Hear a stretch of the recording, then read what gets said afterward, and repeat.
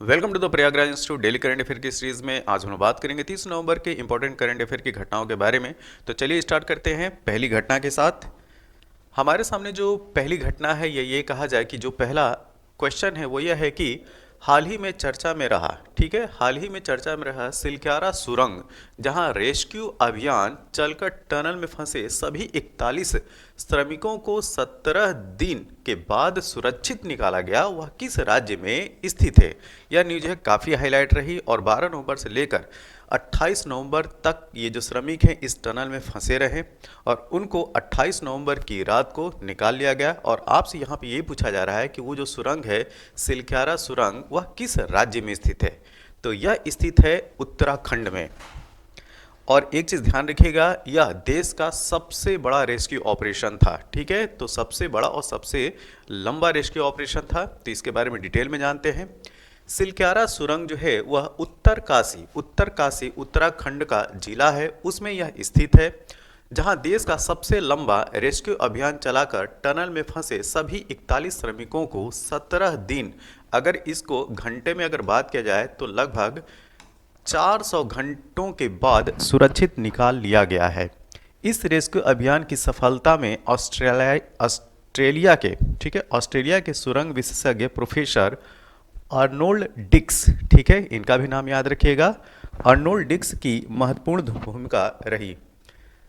अब इसमें एक जो टर्म है रेट माइनर्स, ठीक है, काफ़ी हाईलाइट रहा कि ये रेट माइनर्स या ये कहा जाए रेट माइनिंग की हेल्प लेकर इन 41 जो श्रमिक थे उनको निकाला गया, ठीक है। तो रेट माइनर्स या रेट माइनिंग क्या होती है उसके बारे में भी जान लेते हैं। यह एक कोयला निकालने की विधि है, ठीक है, जिसे चूहे के बिल के बनाने और मलबा खोदने के तरीके से लिया गया है। सिंपल भाषा में ये समझें कि जिस तरीके से चूहा जो है वो बिल बनाता है उसी तरीके से एक व्यक्ति क्या करता है, ये कोयला की खदानों के लिए, कोयला निकालने के लिए इस तरीके चूहे के तरीके से जो वो बिल बनाता है। मतलब उस प्रोसेस में क्या होगा, वो गड्ढा खोदेगा और उससे जो निकलेगी मिट्टी उसको बाहर निकालेगा, ठीक है। और एक आदमी के होल के बराबर जो है वो गड्ढा खोदता चला जाएगा और आगे बढ़ता चला जाएगा और इस तरीके से वो क्या करेगा, कोयला जहाँ पे होगा उसको निकालने की कोशिश करेगा, ठीक। तो यहाँ पे यही बोला गया है कि ठीक चूहे की तरह एक आदमी के जरिए मलबा निकाला जाता है, ठीक है। नेक्स्ट, हाल ही में किस देश ने डेविस कप 2023 का खिताब जीता है। तो यह है Italy, option number C, Italy. तो इटली ने 47 साल बाद डेविस कप 2023 जीत लिया है। ये बहुत ही इंपॉर्टेंट न्यूज़ है, ठीक, इसको ध्यान में रखिए। स्पेन के मलागा में आयोजित, तो ये जो डेविस कप 2023 है इसका आयोजन स्पेन के मलागा में किया गया। तो इस फाइनल मुकाबले में 28 बार की चैंपियन ऑस्ट्रेलिया, ठीक, ऑस्ट्रेलिया जो है 28 बार चैंपियन रह चुकी है इस प्रतियोगिता में, तो उसको इटली ने 2-0 से हराया, ठीक है। और 123 साल पुराने इस टूर्नामेंट में इटली दूसरी बार चैंपियन बनी है। तो यह जो खिताब आया है इटली के नाम, यह दूसरी बार आया है। तो 123 साल पुराने इस टूर्नामेंट में इटली जो है वो दूसरी बार चैंपियन बनी है। हाल ही में किस देश में स्थित अंकोर वाट मंदिर को, ठीक है, ये भी जो है वेरी इंपॉर्टेंट में रखिए इसको, ठीक है, अंकोर वाट मंदिर को दुनिया के 8वें अजूबे के रूप में नामित किया गया है। तो यह मंदिर है कंबोडिया में, ऑप्शन नंबर बी। तो कंबोडिया का अंकोर वाट मंदिर दुनिया के सबसे विशाल हिंदू मंदिरों में से एक है और हाल ही में इटली के पोम्पेई, ठीक है, इटली के पोम्पेई को पीछा छोड़कर कंबोडिया के अंकोर वाट मंदिर को दुनिया का 8वां अजूबा करार दिया गया है, ठीक है। तो अब तक जो है हम 7 अजूबे जानते थे जिसमें ताजमहल है भारत का। अब 8वें अजूबे के रूप में जो अंकोर वाट मंदिर है कंबोडिया का, उसको जगह मिली है और इसने किसको पीछे छोड़ दिया, इटली के पोम्पेई को।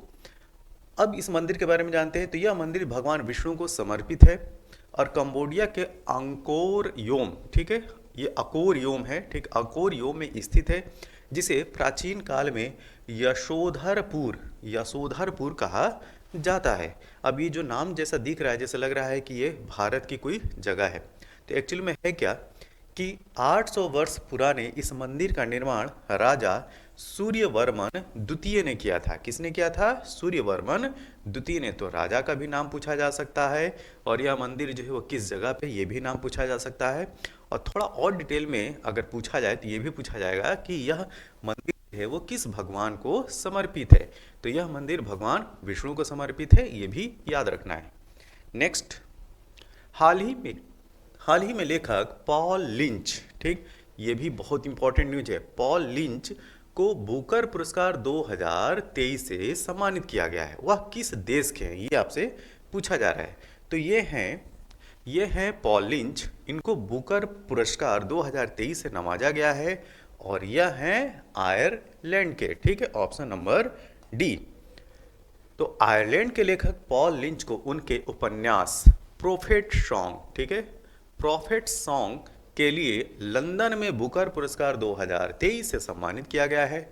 और लिंच ने लंदन में रहने वाली भारतीय मूल की लेखिका चेतना मारू, ठीक, चेतना मारू के पहले उपन्यास वेस्टर्न लैंड, ठीक है, वेस्टर्न लैंड को पछाड़ कर यह पुरस्कार अपने नाम किया है। तो ध्यान दीजिए, जो बुकर प्राइज हैं, ठीक, अब बुकर प्राइज में किस लेखक को और उनकी किस कृति के लिए जो है वो यह पुरस्कार दिया गया है, वो ध्यान में रखने वाली बात होती है। और अक्सर यहाँ पे क्वेश्चन जो है वो बनता है कि यह पुस्तक जो है वो किस लेखक की है।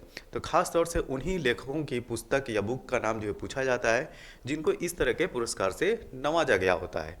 तो पॉल लिंच बुकर पुरस्कार जीतने वाले 5वें, ठीक है, 5th नंबर के आयरिश लेखक बन गए हैं। और इससे पहले Iris Murdoch, John Banville, Roddy Doyle और एनी एन राइट प्रतिष्ठित पुरस्कार जीत चुके हैं, ठीक है।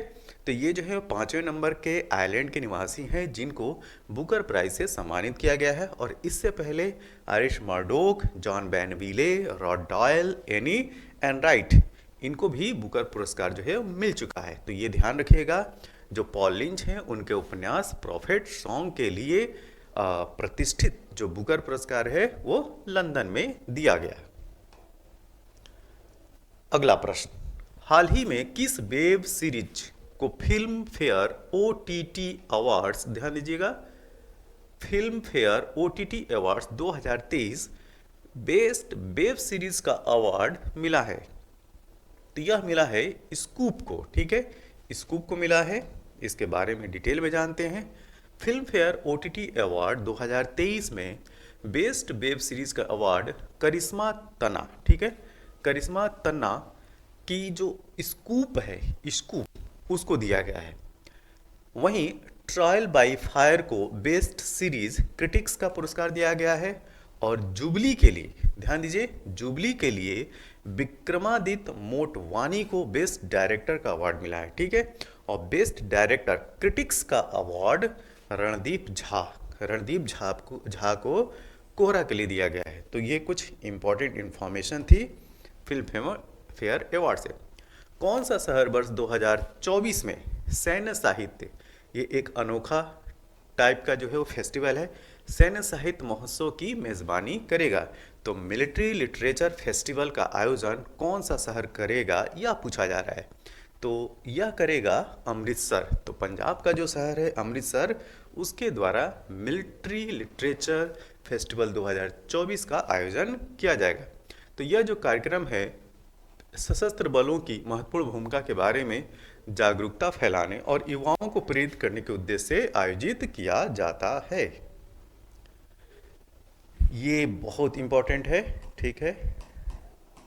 ये क्वेश्चन, किस राज्य सरकार ने प्रोजेक्ट लायन के हिस्से के रूप में बरदा, ठीक है, बरदा वन्यजीव अभयारण्य को शेरों का दूसरा घर बनाने का प्रस्ताव प्रस्तुत किया है? तो यहाँ पे आपको ये याद रखना है कि जो वर्धा वन्यजीव अभयारण्य है वो कहाँ है, ठीक है, तो ये भी क्लियर करना है।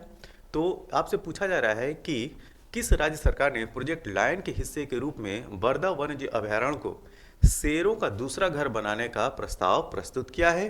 तो यह राज्य है ऑप्शन ए गुजरात। तो गिर राष्ट्रीय उद्यान, ध्यान दीजिएगा, गिर राष्ट्रीय उद्यान के बाद बरदा वन्यजीव अभयारण्य BWLS एशियाई शेरों का दूसरा घर होगा।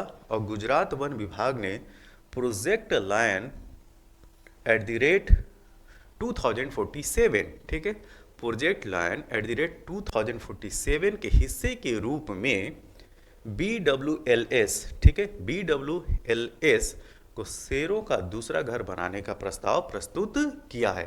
तो इस करंट अफेयर के इंफॉर्मेशन में जो इम्पोर्टेंट रहा वो क्या रहा, वर्धा वन्यजीव अभयारण्य वो कहाँ पे, ये याद रखिएगा।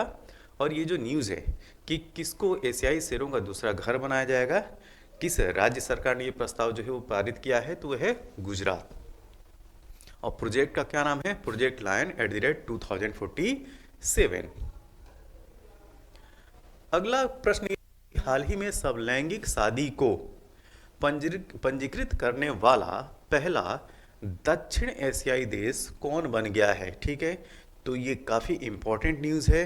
तो यह देश है नेपाल, अपना जो पड़ोसी देश है नेपाल, उसने जो समलैंगिक शादियां हैं उनको पंजीकृत रजिस्टर्ड करने वाला पहला साउथ एशियन देश बन गया है। नेपाल आधिकारिक तौर पर, ठीक है, ऑफिशियली जो समलैंगिक जो विवाह हैं उनको पंजीकृत करने वाला पहला दक्षिण एशियाई देश बन गया है। और 5 महीने पहले नेपाल के उच्चतम न्यायालय द्वारा समलैंगिक विवाह को वैध घोषित किया गया था। यह था 30 नवंबर से संबंधित इंपॉर्टेंट करंट अफेयर की न्यूज़। यह वीडियो आपको कैसा लगा, जैसा भी लगा हो आप अपने सुझाव जो है कमेंट बॉक्स में ज़रूर दें। और इस वीडियो की PDF के लिए आप हमारे Telegram channel the Prayagraj institute को ज्वाइन कीजिए और इस वीडियो की PDF को प्राप्त कीजिए। तब तक के लिए थैंक यू, धन्यवाद।